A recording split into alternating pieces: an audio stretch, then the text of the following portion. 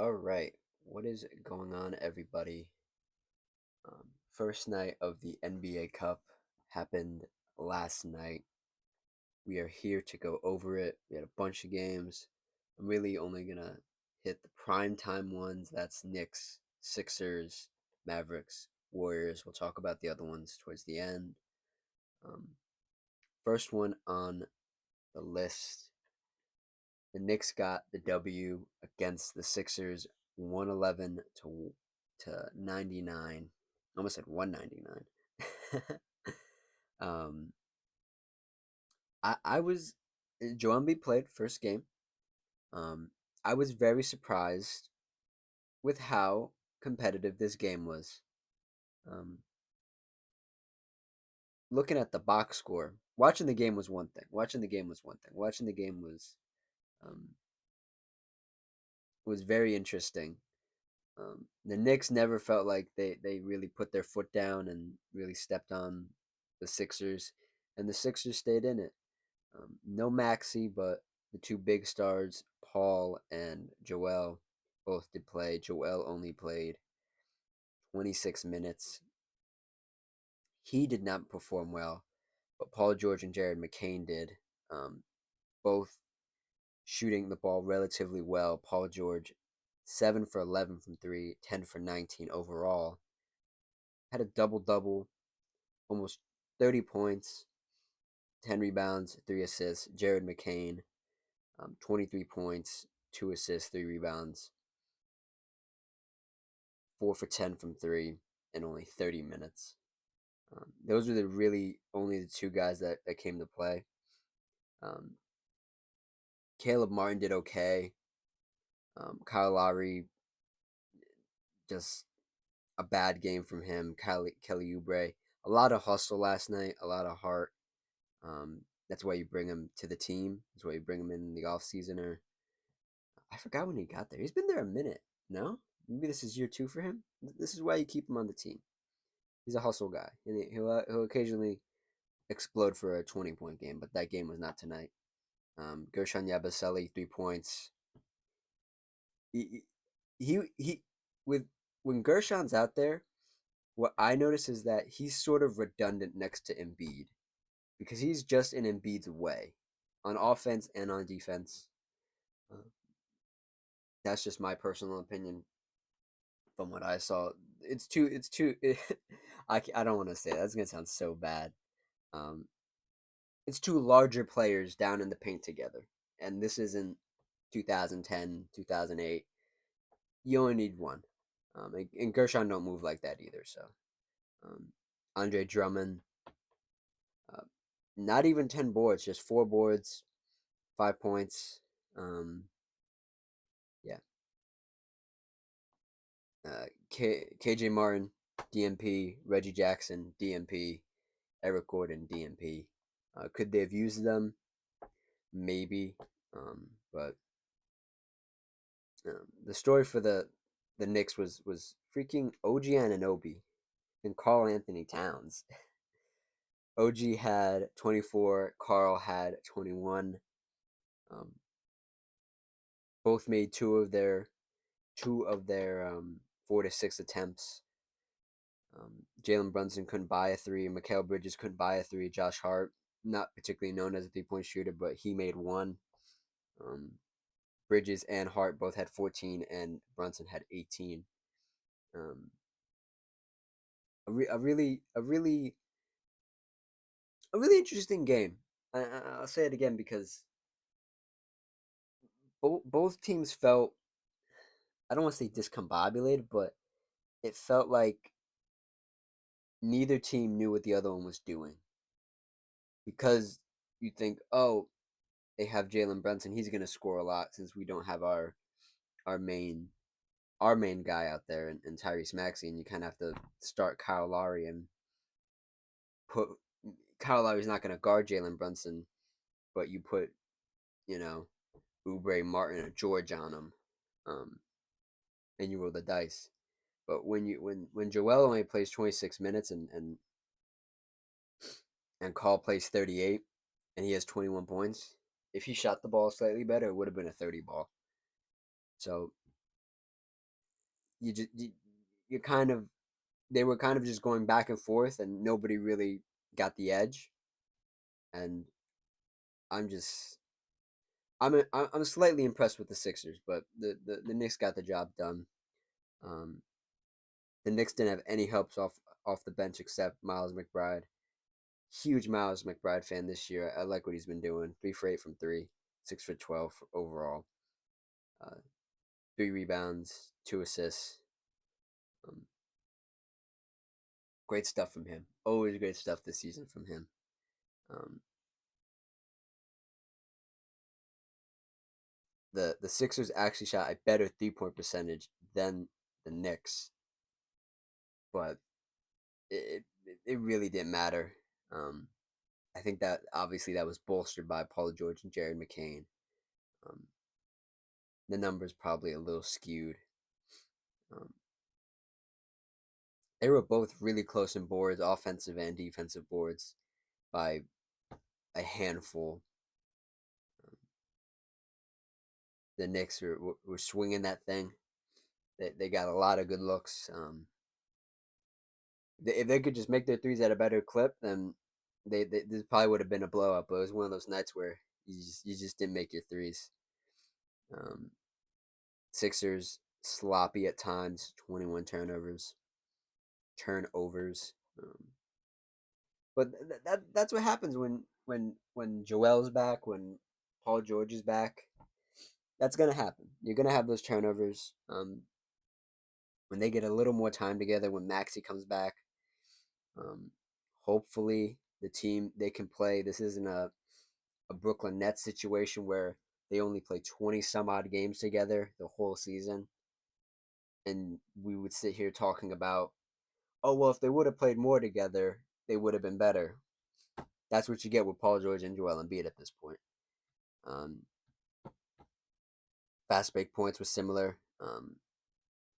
The uh, the Knicks just dominated in the paint, 40, 54 in in the paint points, and 30 for the Sixers. Um, no technical fouls and no flagrants. It was a clean game. Um, I do want to say, as of recording this, Paul and Joel will not play against the Cavaliers the next game. They are load managing. And this goes back to my point about them not playing together, not having all their guys playing together at the same time and saying, "Oh, it will just fix itself." These guys need to play together. They need to get more time together. Obviously, Maxi is out with a serious injury, but Paul and Joel are just load managing theirs. But you're 2-6. You're 2-8. You're 2-8. You need to start playing games because that stuff don't work. You can say, "Oh, we'll do it after the All Star break. We'll lock in." Both conferences are so tough right now. They are so tough, and being 2-8, if Joel's gonna play one game and Paul isn't, or Paul's gonna play one and Joel isn't, if they both don't play, you're gonna ask a lot out of these guys. You're gonna ask a lot out of um, Caleb Martin, Kelly Oubre, Gershon Yabusele, Andre Drummond, Jared McCain. I like some of these names, but that's not an NBA team. That's borderline G League team, and I don't even want to look at their schedule right now, but the East ain't easy, man. You're gonna run into the Raptors. You're gonna run into the Pacers. You're gonna run into the Pistons, who are actually putting together a halfway decent season, but you're not gonna have a lot of those games. You're gonna be playing. You're a good team. You're a good team on paper. You're gonna be playing the Celtics a lot. You're gonna be playing the Bucks. You're gonna be playing the Heat. You're gonna be playing these tough teams, and the names I just read off ain't gonna cut it. They're not gonna cut it. So, um, on to the next primetime game. Um, a big one. Um, a lot of buzz on social media. Klay Thompson's return to Golden State. first game against his former team as a Maverick, number 31. This was a brilliant game. I really like this game, and not just as a fan of Steph Curry and Luka. Um, this was just a great game. There was a lot of not just because it was an NBA Cup game, but because of what was at stake. You know, whoever pinned this game, this was a good game. This was a good game you penciled in, especially because Steph was healthy. And yeah, let's dive into the numbers, man. Steph with 37 exploded in the fourth. 9 assists, 6 rebounds, 5 for 12 from three, 14 for 27. Not the best percentages, not the best over under, but he did his thing, man, in the fourth. He really wanted this game. Um, let's see here. Kaminga with 16. I didn't even feel like he had 16. Buddy Hield with 14. Had some great hustle. Him and Moses Moody had some good hustle out there. Um, D'Anthony Melton with 14. And Trace Jackson Davis, Andrew Wiggins, both 8. And Draymond Green, 11, 6, and 7. Almost a triple double for him. Um, I think Steph was averaging what was the number? 28 minutes per game, and this game he played 34 or 35, pardon me. And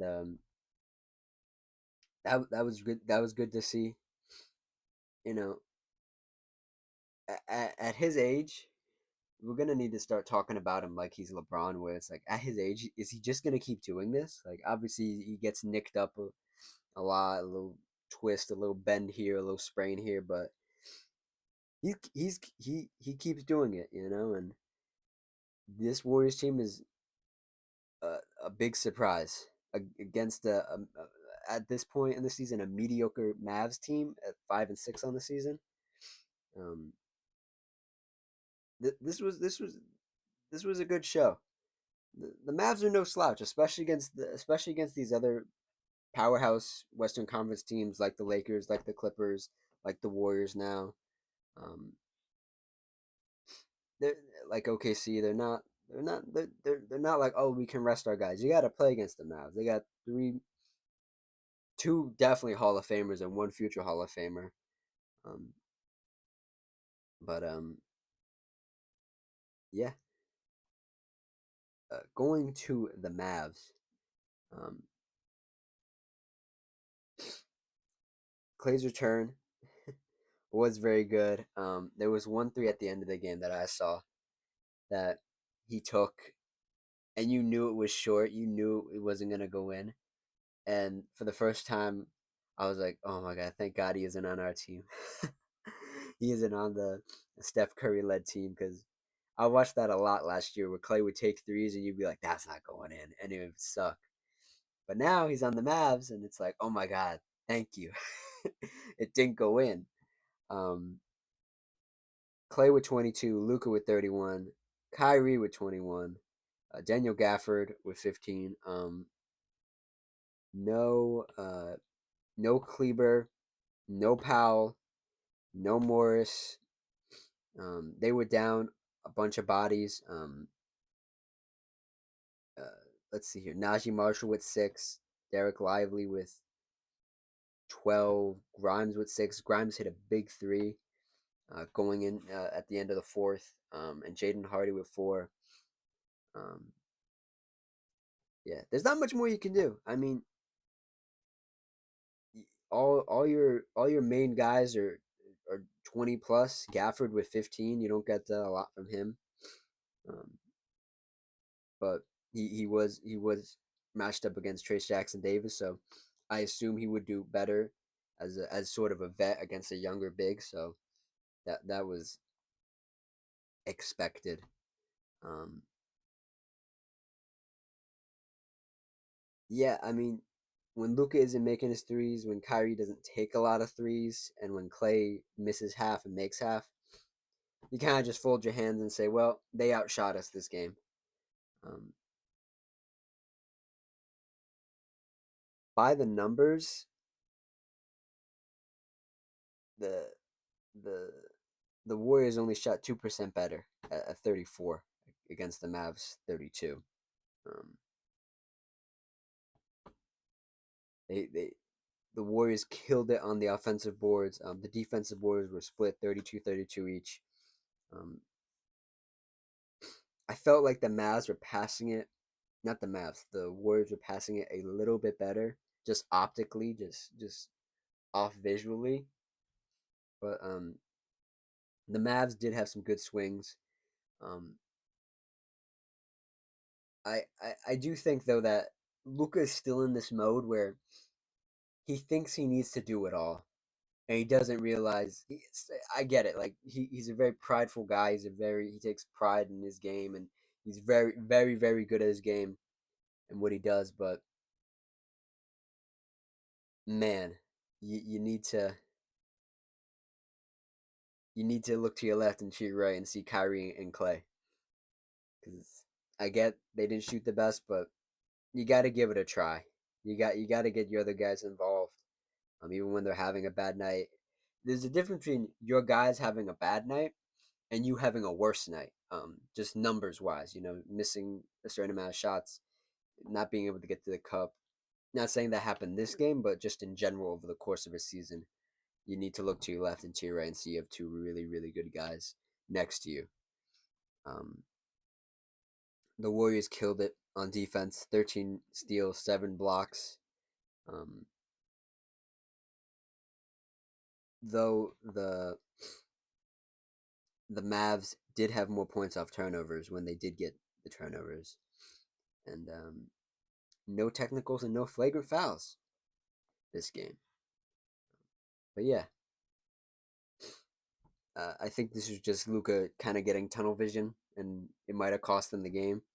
He did take a wild three right at the end to try to tie it up to go to overtime, and he just didn't get it. He just didn't get it. Um, and that's it for the primetime games. We can go to the other games here, the smaller ones, or the non-primetime games. Let's see here. Let's see.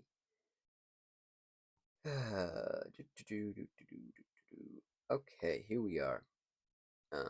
Suns took down the Jazz. Booker with 31, 2, 2, 3. Um, what else do we got here?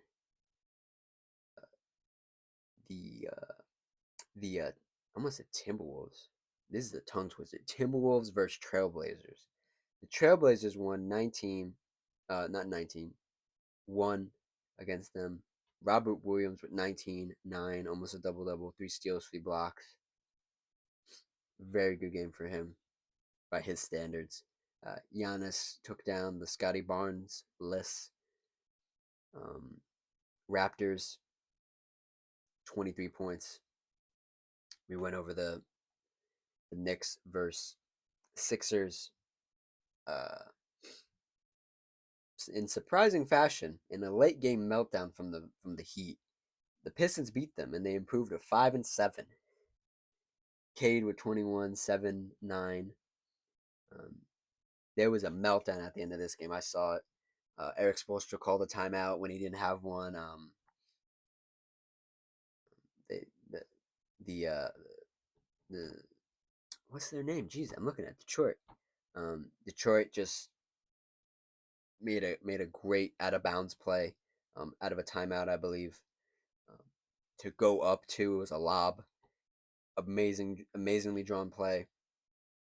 Hats off to their coach. Also, Tim Hardaway Jr. left this game with what looked like a concussion. He got hit in the head hard 2 times, so hopefully he's doing better today. Um, the Magic take care of the Hornets behind a Franz Wagner, 32 points, 8 rebounds. Great game. Great game for him. And another surprising win. The Hawks take down the the Celtics. The 9-3 Celtics. Dyson Daniels.